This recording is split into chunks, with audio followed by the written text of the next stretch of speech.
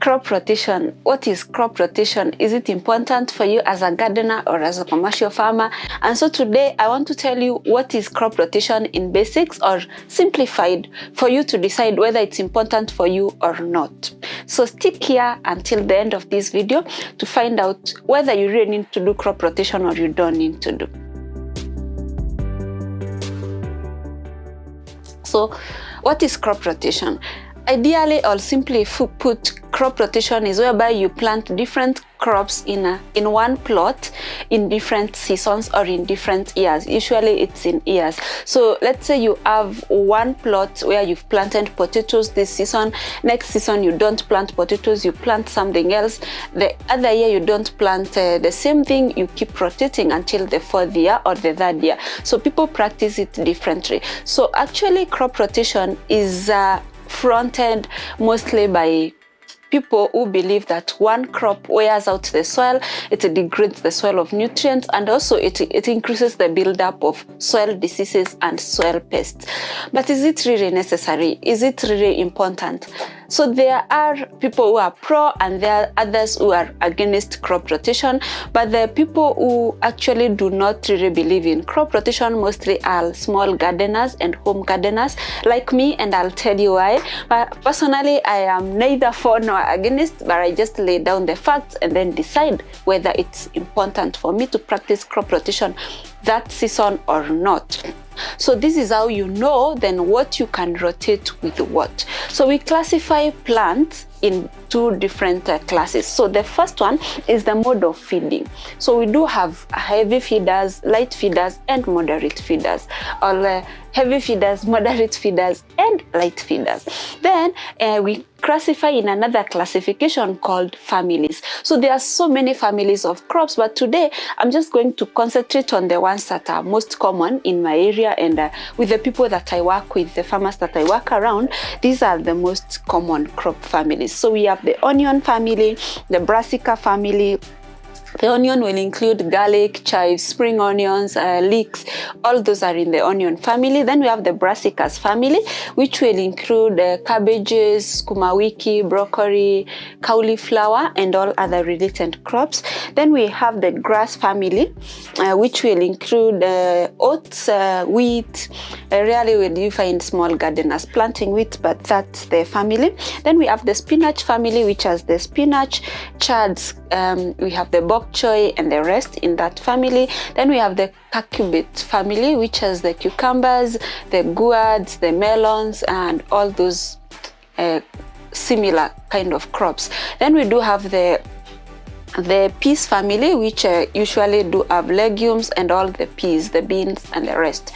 So after classifying your crops into those two classes, the mode of feeding and the family, then you decide that if this plot you plant let's say you plant a heavy feeder, like brassicas are heavy feeders. We have leafy vegetables like spinach, those are heavy feeders. Then if you plant the heavy feeders, even all carbon giving cereals like rye, oats, those are heavy feeders. So in your first year, if you plant any heavy feeder in your plot, the next season you don't plant a heavy feeder, and also you don't return the same family. So let's say you planted spinach or a cabbage in your first plot. So the first year you planted spinach or cabbage. So this is a heavy feeder and it's in the brassica family. So the next season then you plant a moderate feeder or a light feeder in a different family. So probably you'll plant something like carrot or let's say beetroot, because those are light feeders. I'm going to insert the chart of how to do that. But also, if you need this information in depth, you can purchase my book, which goes for $5 or 500 Kenya shillings. You can always reach out to me on the number that I'll leave in the description box, and you can buy the book. It gives you all this information in depth.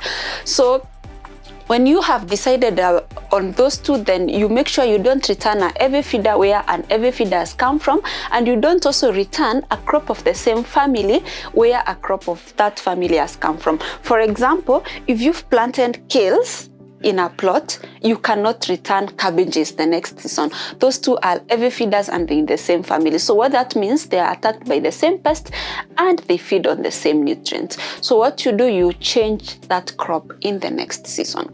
So that's the basics of crop rotation if you actually practice crop rotation. And crop rotation is actually more important and very, very important for you if you are practicing monocropping. That means you're just planting one crop in one plot, the whole plot. But then there are people who do not front the strict crop rotation in its strict sense. And what do they argue? These mostly are home gardeners or mixed crop farmers and people who don't practice monocropping heavily, like myself. So what I think is more practical for home gardeners who don't have big plots to like shift a whole crop to another plot is practice soil regeneration. So what this means then is you make sure you keep adding manure or compost on your soil. So you have to fill, like, let's say 3 inches. If you fill 3 inches of compost on your plot, you can get away with most of these problems. But then remember, you cannot get away with the disease, but you can get away with the soil nutrition. So you really need to make sure that before you write off crop rotation totally and say it's not necessary for you, then your soil is not infested, your soil is clean, whatever you planted last season didn't have any signs of disease, or you intercrop with pest repelling or pest killing crops like let's say marigolds if you're planting tomatoes. So ideally, in the strict sense, if you're practicing permaculture, if you're practicing mixed cropping, you may not have actually to do the strict crop rotation, but still you must consider the buildup of pests and diseases in your soil. And also you have to rectify your soil before every season. I hope I make sense. So what I mean is you really don't have to totally say I cannot not return a crop of the same family in this plot if you regenerate your soil and if your soil is clean. So what this means then, if you are a small gardener, if you practice mixed cropping, a crop rotation in its strict sense is not actually a necessity, or you don't have to practice crop rotation in its strict sense if you practice soil regeneration, that is topping up manure on your soil. And also if you practice no dig is a whole lot of another topic which we can handle in another video. But I hope I have laid down the basics of crop rotation for you. You can also get more of that from my book, which I have linked in the description box, and I've also given you my details. You can reach out to me in case you need to know more about this topic. Thank you so much for watching this video. Always remember, if you have a vision, add some passion, and I'll see you in the next one.